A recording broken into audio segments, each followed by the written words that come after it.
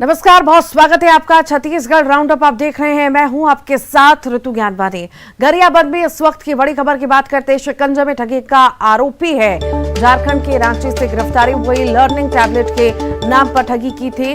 7 लाख से ज्यादा की ठगी का आरोपी को गरियाबंद लाया गया है। कोर्ट में पेशी के बाद जेल भेजा गया है आरोपी को।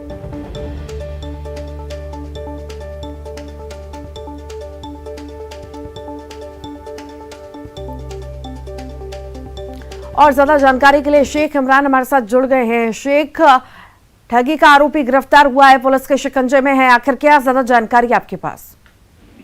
जी देखिए कि गरियाबंद पुलिस ने जिस आरोपी को गिरफ्तार किया है, ये आरोपी न केवल गरियाबंद में ठगी किया है, बल्कि मध्य प्रदेश के गुना में और साथ ही छत्तीसगढ़ के अंबिकापुर, बिलासपुर में भी इसी तरह के ठगी किया है। और इसने जो है 7,34,000 रुपए का गरियाबंद में ठगी किया है, जो 60 लर्निंग टेबलेट देने के नाम पर ये आरोपी ने ठगी किया है। और आरोपी जो है झारखंड निवासी है, रांची के झारखंड निवासी है, जो पहले अंबिकापुर में इसी तरह के ठगी के मामले में वो गिरफ्तार हुआ था और वह जेल में था। और जैसे ही इसी तरह का ठगी का मामला गरियाबंद पुलिस के पास पहुंचा तो लगातार आरोपी को पता तलाशी किया जा रहा था। और आरोपी के बारे में पता तलाशी किया जाता था तो उनको पता चला कि अंबिकापुर के जेल में आरोपी बंद है, जिसे न्यायिक न्यायालय से परमिशन लेकर जेल से निकाल कर फिर गरियाबंद लाया गया और गरियाबंद में न्यायिक न्यायालय में पेश कर उसे जेल भेज दिया गया है। तो ये जो आरोपी है लगातार क्षेत्र में इसी तरह लर्निंग टेबलेट के नाम पर देने के नाम पर लाखों रुपए की ठगी करते आ रहा था। हालांकि गरियाबंद पुलिस ने बड़ी तत्परता के साथ इसे पकड़ा है। और गरियाबंद सिटी कोतवाली थाना प्रभारी से भी हमने बात किया। उन्होंने कहा है कि आरोपी जो है लगातार अंबिकापुर, बिलासपुर और गरियाबंद के साथ मध्य प्रदेश के गुना में भी इसी तरह के वारदात और इसी तरह के ठगी को अंजाम दिया है। हालांकि आरोपी को पकड़कर अभी जेल में भेज दिया गया है। जी ठीक, बहुत बहुत शुक्रिया इमरान। मध्य प्रदेश से बड़ी खबर की बात करते हैं। कोरोना वायरस को लेकर सरकार अलर्ट मोड पर है। संचालनालय स्वास्थ्य सेवा ने आदेश जारी किए हैं। नए वेरिएंट को लेकर सैंपल सेंटर तय किए हैं। रीवा, भोपाल, इंदौर, उज्जैन, ग्वालियर, सागर, जबलपुर में टेस्ट होंगे। स्वास्थ्य विभाग के आयुक्त डॉक्टर सुदाम खाड़े ने आदेश जारी किए हैं।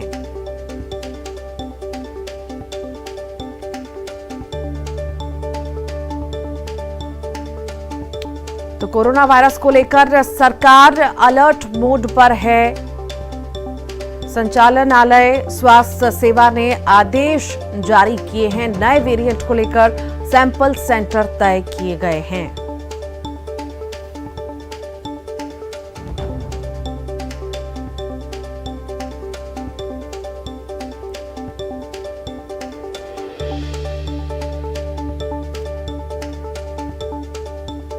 कोरोना वायरस को लेकर सरकार अलर्ट नजर आ रही है। बता दें आपको, संचालनालय स्वास्थ्य सेवा ने आदेश जारी किए हैं। नए वेरिएंट को लेकर सैंपल सेंटर तय कर दिए गए हैं। रीवा, भोपाल, इंदौर, उज्जैन, ग्वालियर, सागर, जबलपुर में टेस्ट होंगे। स्वास्थ्य विभाग के आयुक्त डॉक्टर सुदाम खाड़े ने आदेश जारी किए हैं।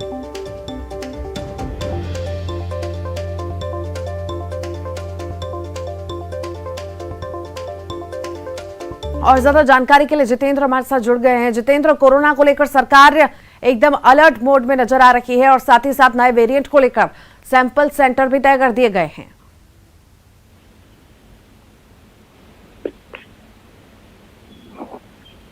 जितेंद्र, आप सुन पा रहे हैं मुझे?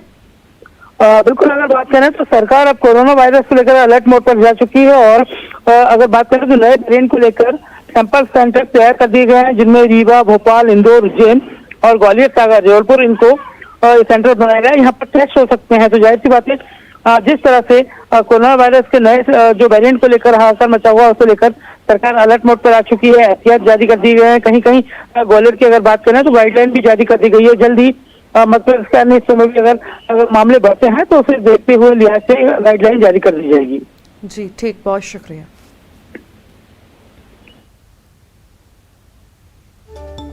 इंदौर से बड़ी खबर है। हिंदू संगठन ने युवती के साथ युवक को पकड़ा है। बजरंग दल कार्यकर्ताओं ने लव जिहाद के आरोप लगाए। धर्म बदलकर दोस्ती करने का आरोप लगाया। स्कूल के बाहर नाबालिग के साथ युवक को पकड़ा है। चंदन नगर थाना क्षेत्र के नगीन नगर की यह घटना है। 3 दिन की रेकी करने के बाद बजरंग दल के कार्यकर्ताओं ने पकड़ा है। फिलहाल लड़की ने पुलिस में कोई शिकायत नहीं की है। चंदन नगर थाना पुलिस मामले की जांच में जुटी हुई है। और ज्यादा जानकारी के लिए विकास हमारे साथ जुड़ गए हैं। विकास, लगातार लव जिहाद के मामले सामने आ रहे हैं। एक युवक युवती को पकड़ा गया है, हालांकि युवती ने शिकायत नहीं की है। क्या अभी सामने आ पा रहा है इस पूरे मामले में?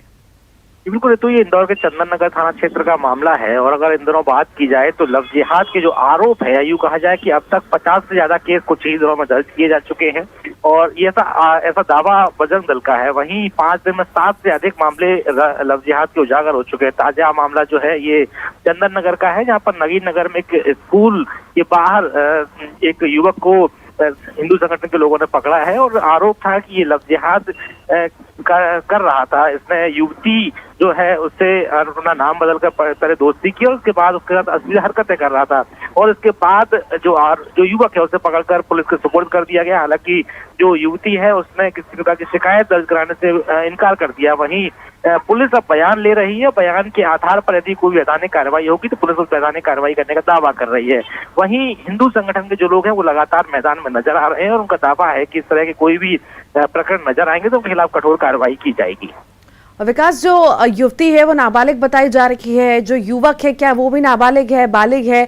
क्या उसके बारे में जानकारी निकल पाई है? इन सब की वैधता की जो जांच है वो पुलिस कर रही है। किशोरी के बारे में जानकारी मिली है कि वो नाबालिग है। हालांकि ऐसा बहुत हद तक प्रतीत ऐसा होता है कि जो युवक है वो भी नाबालिग ही होगा, लेकिन वैधता के आधार पर दस्तावेजी का जो परीक्षण है वो पुलिस कर रही है और उसके आधार पर ही तय होगा किस प्रकार की कार्यवाही पुलिस को उसके विरुद्ध कर। ठीक, बहुत बहुत शुक्रिया विकास। छत्तीसगढ़ के आंगनबाड़ियों में अब बच्चों को शुद्ध पेयजल पिलाने की पहल की गई है। इस पहल के तहत आंगनबाड़ी केंद्रों में 1500 लीटर के वाटर फिल्टर टैंक लगवाए जा रहे हैं, जिससे बच्चों को पीने का शुद्ध पानी मिल सके। CSR फंड और महिला बाल विकास विभाग द्वारा इस पहल का शुभारंभ महिला एवं बाल विकास मंत्री अनिला भेड़िया ने हरी झंडी दिखाकर किया। इसकी शुरुआत रायपुर, दुर्ग और बालोद जिले से की गई है। इन जगहों में अभी 210 स्टील की टंकी लगाई गई हैं। आगे चलकर प्रदेश के सभी आंगनबाड़ी में इसे लगाया जाएगा।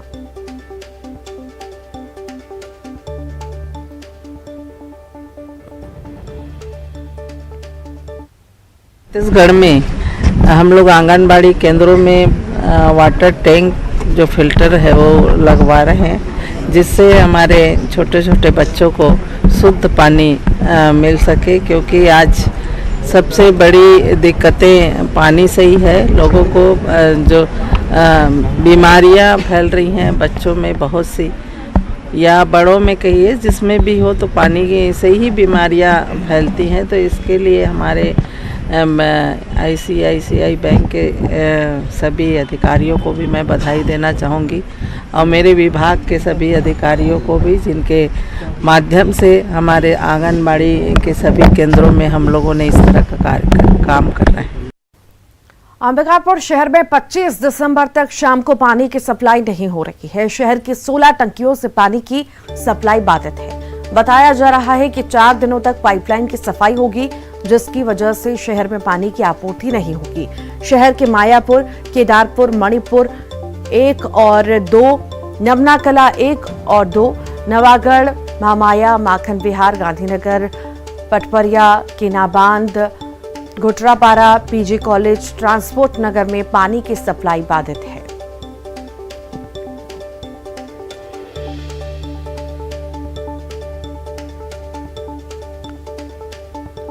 दुर्ग से बड़ी खबर की बात कर लेते हैं। किसान के पैरावट में भीषण आग लगी है। अधिकांश पैरावट जलकर राख हुए हैं। 9 दमकल की गाड़ियों ने आग बुझाई। बीरेघाट गांव के खेत में आग लगी। आग लगने का कारण फिलहाल अज्ञात है। नंदनी थाना क्षेत्र की यह घटना आपको बता रहे हैं।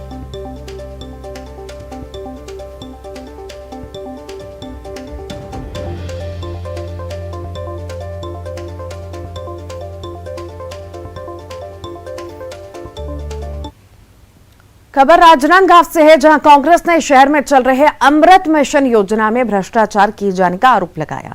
जिला कांग्रेस के अध्यक्ष कुलबीर सिंह छाबड़ा ने इस योजना में तत्कालीन बीजेपी सरकार में भ्रष्टाचार किए जाने के आरोप लगाए। इस योजना में करोड़ों रुपए के घोटाले की बात कही। जिला कांग्रेस अध्यक्ष के मुताबिक इस मामले की शिकायत करने के बाद भी कोई कार्रवाई नहीं हुई। अमृत मिशन योजना के तहत शहर में 24 घंटे पानी मिलना था, लेकिन हालात बदतर हैं।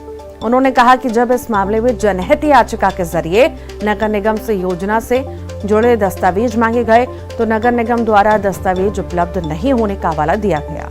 उन्होंने कहा कि इस मामले की जांच के लिए कलेक्टर सहित मुख्यमंत्री, नगरीय निकाय मंत्री, प्रभारी मंत्री को पत्र लिखा गया। नगर निगम आयुक्त के मुताबिक मिशन अमृत का काम जल्द पूरा कर लिया जाएगा।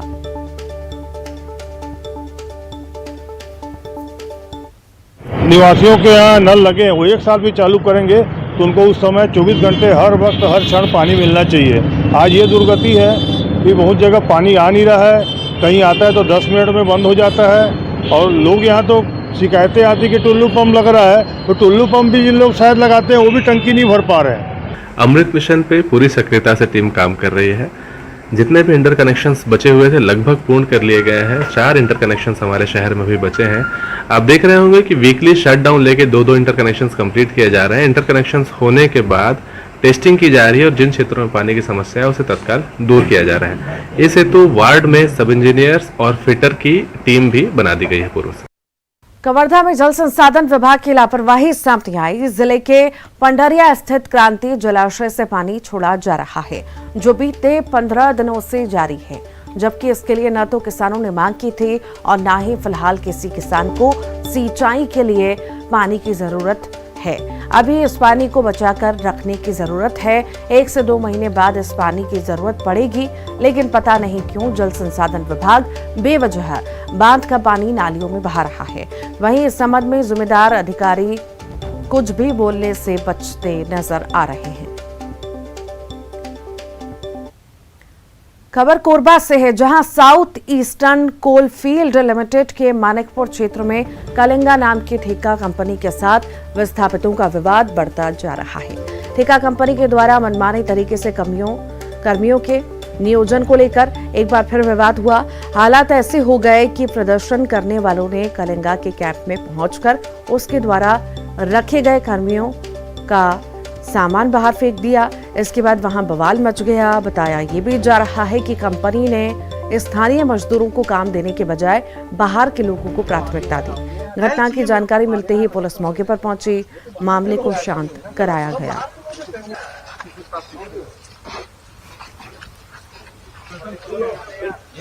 ACCL खदान मानिकपुर में खदान उत्खनन कार्य कर रहे कर्मियों को ग्रामीणों ने भू स्थापित हैं, हमको भी काम दो कह के वहाँ जाकर अपना काम के लिए बोल रहे थे। अभी वो लोग हमारे भू स्थापित परिवार हैं, हमको भी काम मिलना चाहिए, ऐसा लोग बता रहे हैं। अब इसको कोयला विभाग के जो मुख्य रहते हैं, मुख्य महाप्रबंधक, उससे बात करके पता करते हैं कि किसका ज़मीन कोयला उत्खनन के लिए आ रहा है, क्या है, उसके बाद से अग्रिम कार्रवाई की जाती है। अब बात राजनांद गांव की, जहां डोंगरगढ़ जनपद पंचायत के 84 ग्राम पंचायतों में लगभग 1 करोड़ रुपए का मनरेगा मजदूरी भुगतान लंबित होने का मामला अब सियासी रूप लेता दिखाई दे रहा है। जहां अब पिछले दिनों ग्राम पंचायत दोसेरा में हुए प्रदर्शन के बाद ग्राम पंचायत मक्का टोला में भी बीजेपी नेताओं की अगुवाई में बड़ी संख्या में मनरेगा मजदूरों ने अपने लंबित मजदूरी भुगतान को लेकर प्रदर्शन किया, जिसके बाद प्रशासन द्वारा लंबित भुगतान को 3 महीनों के भीतर किए जाने और दोषी अधिकारी कर्मचारियों के खिलाफ जांच के बाद कार्रवाई के आश्वासन के बाद प्रदर्शनकारी शांत हुए। जनपद पंचायत डोंगरगढ़ में मनरेगा के लगभग 84 ग्राम पंचायतों का 1 करोड़ रुपए का भुगतान लंबित है। इसी परिप्रेक्ष्य में आज मक्का टोला में धरना प्रदर्शन किया गया, जिसमें यहाँ पर सभी आसपास के ग्रामवासी मजदूरी जो काम करने वाले लोग उपस्थित थे और यहाँ पर सक्षम अधिकारी तहसीलदार द्वारा हमको आश्वस्त किया गया है कि 3 महीने के अंदर उनका मजदूरी का भुगतान किया जाएगा। इस हेतु जो है जिला पंचायत के वरिष्ठ अधिकारियों से मेरी चर्चा भी हुई। उनके मार्गदर्शन में उनके द्वारा यह कहा गया कि आगामी 3 महीनों में मनरेगा का जो है भुगतान, जो लंबित भुगतान जो है उनका निराकरण कर दिया जाएगा। साथ ही जो अधिकारी कर्मचारी इस पे जो है दोषी हैं, अगर उनकी जांच कराई जाएगी, अगर वो पास पाते हैं तो नियमानुसार उनके विरुद्ध कार्रवाई की जाएगी। अब बात कोरबा की करेंगे, जहां दुष्कर्म के दोषियों को फास्ट ट्रैक कोर्ट ने 14 साल की सजा सुनाई। आपको बता दें कि करीब 18 महीने पहले एक महिला के 2 लोगों ने दुष्कर्म किया था। पीड़िता की शिकायत पर मामला दर्ज हुआ था। पुलिस ने दोनों आरोपियों को गिरफ्तार किया था, जिसके बाद से फास्ट ट्रैक कोर्ट में इसकी सुनवाई चल रही थी। कोर्ट ने दोनों आरोपियों को दोषी मानते हुए सजा सुनाई है। न्यायालय में मामला विचारण हेतु आता है।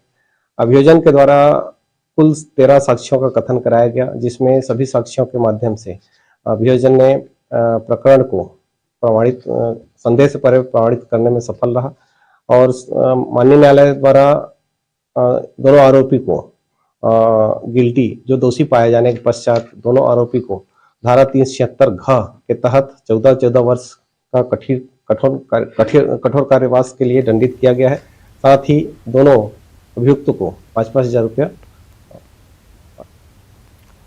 खबर रायगढ़ से है, जहां दुष्कर्म के दोषी को कोर्ट ने उम्र कैद की सजा सुनाई। युवक ने युवती को शादी का झांसा देकर दुष्कर्म किया था, जिसके बाद शादी से इनकार कर दिया। पीड़िता की शिकायत पर मामला दर्ज हुआ था और कोर्ट में इसकी सुनवाई चल रही थी। सुनवाई के दौरान कोर्ट ने युवक को दुष्कर्म का दोषी माना, उम्र कैद की सजा सुनाई है। अपने परिवार वालों के साथ उसके घर गई, वहां पे उसके परिवार वाले जो है उसको कहीं बाहर चले जाना बताया और उसे मिलने तक नहीं दिए और शादी से इनकार कर दिया। इस संबंध में थाना भूपदेवपुर के द्वारा जो है मामला दर्ज करके एट्रोसिटी न्यायालय में पेश किए थे, जहां माननीय न्यायालय के द्वारा जो है जितेंद्र कुमार जैन साहब के द्वारा आरोपी को आजीवन कारावास और 2000 रुपए के दंड से दंडित किया गया है। खबर कवर्धा से है, जहां चिल्फी में पुलिस ने महिला की हत्या के आरोप में उसके पति को गिरफ्तार किया। आरोपी ने पति ने पारिवारिक विवाद में महिला की डंडे से पीट कर हत्या कर दी थी। घटना के बाद से फरार था, जिसकी पुलिस तलाश कर रही थी।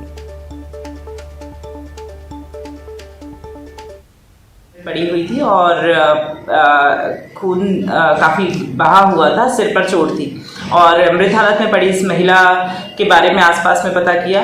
बाद में यह ज्ञात हुआ कि उसके ही पति दशरथ यादव के साथ में उसका सुबह कुछ पारिवारिक बातों को लेकर विवाद हुआ था और विवाद के दौरान ही डंडे से उसने सिर पर प्राणघातक हमला किया था और जिससे आई चोट के कारण की घटनास्थल पर ही मृत्यु हो गई थी।